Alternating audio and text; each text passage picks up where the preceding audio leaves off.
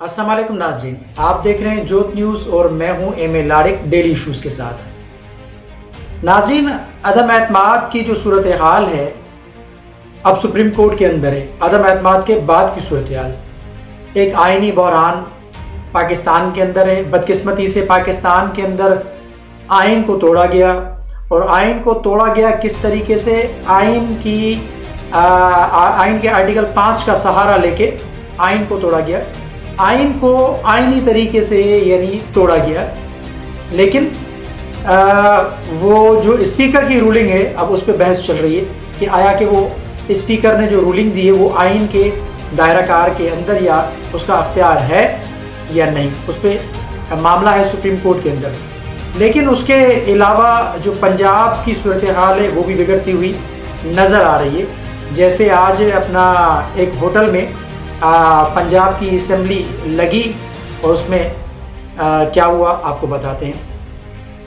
तो बात करेंगे अदम एतमाद के बाद की सूरत हाल पे, और कुछ थोड़ी सी अपना माजी के हकायक पे भी बात करेंगे, या इमरान खान साहब की जो पोजीशन थी कुछ दिनों पहले वो पोजीशन क्या थी, फिर अचानक से पोजीशन कैसे तब्दील हुई, उस पर बात करेंगे।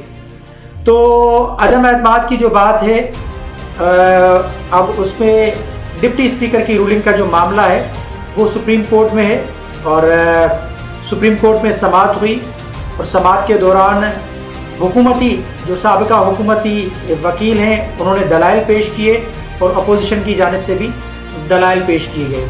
तो सुप्रीम कोर्ट के जज साहिबान ने कहा कि हमने देखना ये है कि आया कि स्पीकर की जो रूलिंग है वो आइन के मुताबिक दी गई है या गैर आइनी तरीके से दी गई है। आया कि डिप्टी स्पीकर को यह अख्तियार है इस रूलिंग का या नहीं। तो उस पर अपना सुप्रीम कोर्ट में अपना जो हुकूमती जो अपना वकील हैं बैरिस्टर अली जफर, उन्होंने कहा सुप्रीम कोर्ट स्पीकर की रूलिंग को टच भी नहीं कर सकती। आर्टिकल 69 आग की दीवार है, हद पार की जाए तो तबाही होगी। 2016वीं सदी में भी जजेस को गिरफ्तार किया गया था। बैरिस्टर जफर अली ये कहा है उन्होंने अपना सुप्रीम कोर्ट के चीफ जस्टिस साहब को।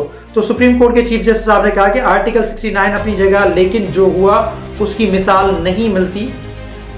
यानी जो एक रूलिंग जो दी गई उसकी मिसाल नहीं मिलती, क्योंकि ये एक आइन को तोड़ा गया। अब उसको समझना है सुप्रीम कोर्ट ने, और समझ के दोनों फरीकैन को सुनने के बाद अब देखना यह है कि आया कि आज सुप्रीम कोर्ट इसमें फैसला देगी या फिर आज इसको मुलतवी किया जाएगा। जैसे ये कल जो हुई अपना सुप्रीम कोर्ट के अंदर समाअत, उसको मुलतवी कर दिया गया आज तक। अब आज देखना ये कि सुप्रीम कोर्ट आया कि फैसला देती है या फिर मजीद 1-2 दिन और लगेंगे। अब ये सुप्रीम कोर्ट के ऊपर है। लेकिन इमरान खान साहब की पोजीशन देखिए, कुछ चीज़ें आपके सामने रखूंगा, आप उसको समझने की कोशिश कीजिएगा। देखिए, इमरान खान साहब की जो आखिरी स्पीच थी वो थी इस्लामाबाद में ई पासपोर्ट की जो लॉन्चिंग थी उसमें इमरान खान साहब की जो बॉडी लैंग्वेज थी, इमरान खान साहब का जो लबो लहजा था वो एक हारे हुए शख्स की तरह था। वो कह रहे थे कि अपना मेरे खिलाफ साजिश हुई, बैरूनी साजिश हुई, उसमें बैरूनी क़ुव्वतें मुलविस हैं। एक सिटिंग प्राइम मिनिस्टर के खिलाफ उसको हटाने के लिए एक कोशिश की जा रही है, और ज़मीर फरोशों की जानिब से ज़मीर फरोश करके मुझे अदम एतमाद की तहरीक में हटाने की कोशिश की जा रही है, साजिश की जा रही है। इमरान खान साहब का वो आखिरी खिताब था। उस खिताब के बाद फिर एक मीटिंग होती है, उसमें शेख रशीद भी बैठे होते हैं। शेख रशीद आते हैं, शेख रशीद बोलते हैं कि इमरान खान साहब आज शाम कौम से खिताब करेंगे, और बड़ी उसमें वो बात करने जा रहे हैं, कौम को बड़ी एक बातें बताने जा रहे हैं। तो वो खिताब जो है मौखर हो जाता है। वो खिताब मौखर क्यों होता है, उसके पीछे क्या वजूहात है? खिताब मौखर होने के बाद फिर उसकी तारीख नहीं बताई जाती कि इमरान खान साहब कब खिताब करेंगे। लेकिन उसके बाद DGISI और आर्मी चीफ वजीर आजम से मुलाकात करते हैं। मुलाकात करने के बाद फिर मामला कुछ संभलते हैं। फिर उसके बाद एक और मुलाकात होती है आर्मी चीफ की दोबारा, यानी एक ही रोज में कुछ घंटों के अंदर 2 मुलाकातें हो जाती हैं इमरान खान साहब के साथ। उसके बाद इमरान खान साहब कॉन्फिडेंस उनका बढ़ जाता है। फिर वो कहते हैं कि कल मैं सरप्राइज दूंगा। लास्ट जब उनका इंटरव्यू था अपना इमरान रियाज खान के साथ तो उसमें वो कह रहे हैं कि कल मैं एक सरप्राइज दूंगा। अब वो सरप्राइज जैसे उन्होंने पहले कहा था तो वो ख़त की शक्ल में सरप्राइज आया, लेकिन वो ख़त अपनी जगह पे, उस ख़त के बाद तो ये सारी सूरत हाल हुई। अब वो जो खिताब जो मौखर हुआ, वो खिताब मौखर क्यों हुआ? क्या इमरान खान साहब ने अपना इदारे के हवाले से कोई ऐसी बातें करनी थी? इदारे के हवाले से कोई, जैसे इमरान खान साहब के लिए मशहूर है कि इमरान खान साहब जो महफिल में अगर आते हैं वो कुछ भी बोल देते हैं। क्या इमरान खान साहब ख़तरनाक बनने वाले थे उस अपना कौम से खिताब करने के बाद, या खिताब के दौरान कुछ ऐसी चीज़ें वो बताना चाह रहे थे कौम को जो अपना नागवारा थी अपना एस्टेब्लिशमेंट के हवाले से? कुछ राज थे शायद, लेकिन अचानक सूरत हाल तब्दील हो गई, इमरान खान साहब के हक में बात चली गई। तो फिर उन्होंने जो सरप्राइज़ दिया, सरप्राइज़ उनके पास कोई और नहीं था। सरप्राइज़ ये था कि उस खत को वो एक जवाब बना के उन्होंने आर्टिकल 5 का हवाला देके फिर उसको डिप्टी स्पीकर ने रूलिंग दी कि ये बैरूनी साजिश है हमारे मुल्क की सालमियत के हवाले से, और अदम एतमाद के पीछे बैरूनी कुव्वत शामिल थी, जिसकी वजह से वो तहरीक मुस्तरद की गई। अब ये अचानक से मामला यानी जो बिगड़ने वाले थे, कुछ रोज कबल इमरान खान साहब यही चीख रहे थे, चिल्ला रहे थे। उनका चीखना चिल्लाना ये तो बंद हो गया कि जैसे उन्होंने कहा कि न्यूट्रल तो जानवर होता है और आपको हक और बदी के साथ खड़ा होना पड़ता है। अगर आप सही हैं तो आप हक के साथ खड़े हो जाएं, न्यूट्रल जानवर होता है। इस किस्म की बातें कर रहे थे वो, एक अपना दबे अल्फाज में इस्टेब्लिशमेंट को पैगाम दे रहे थे, लेकिन इस्टेब्लिशमेंट उनका साथ नहीं दे रही। अचानक क्या हो गया?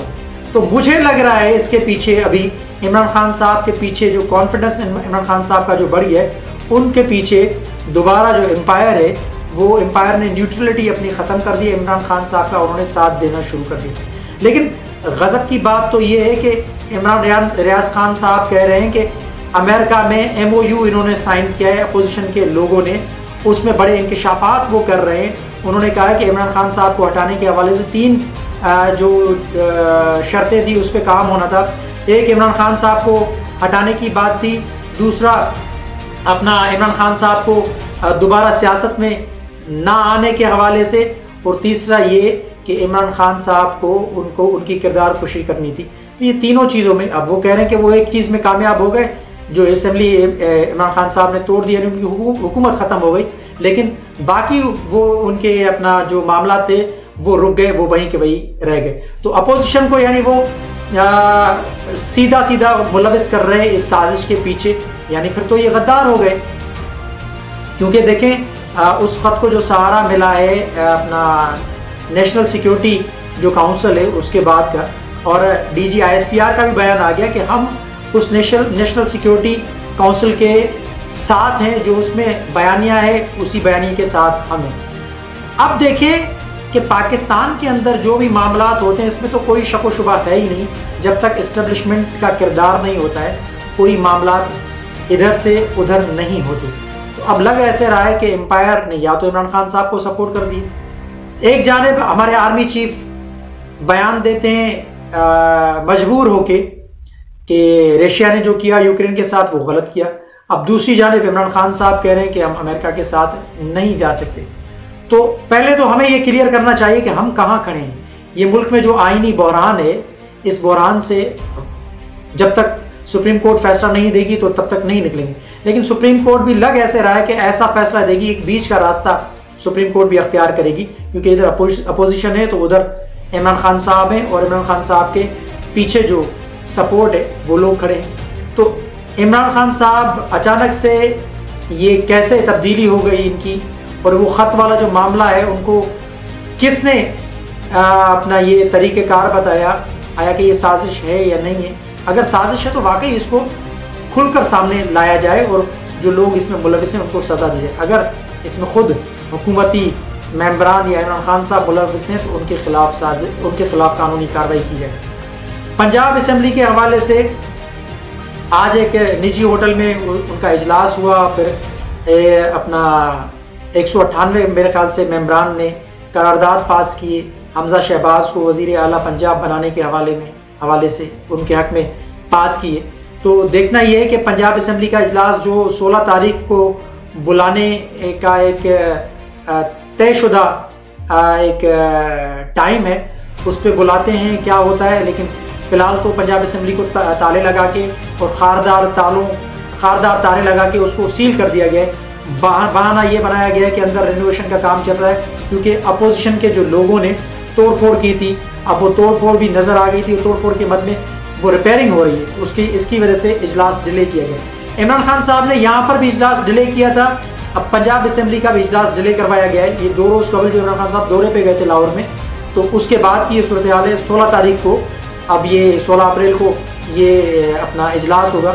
अब इसके बीच में भी मामला सारे सेटल किए गए। तो मुझे ऐसे लग रहा है कि इस्टेब्लिशमेंट के साथ इमरान खान साहब के जो ताल्लुकात जो बिगड़े हुए थे वो सेटल हो चुके हैं। उसके बाद इमरान खान साहब इतनी पावर में आ गए, इमरान खान साहब की क्या मजाल या हुकूमती हलकों की क्या मजाल को इस तरीके के वो अपना इकदाम उठाएं, क्योंकि इस्टेब्लिशमेंट के आशीर्वाद के बगैर कुछ भी नहीं होता पाकिस्तान के अंदर। ये आपको भी पता है, मुझे भी पता है।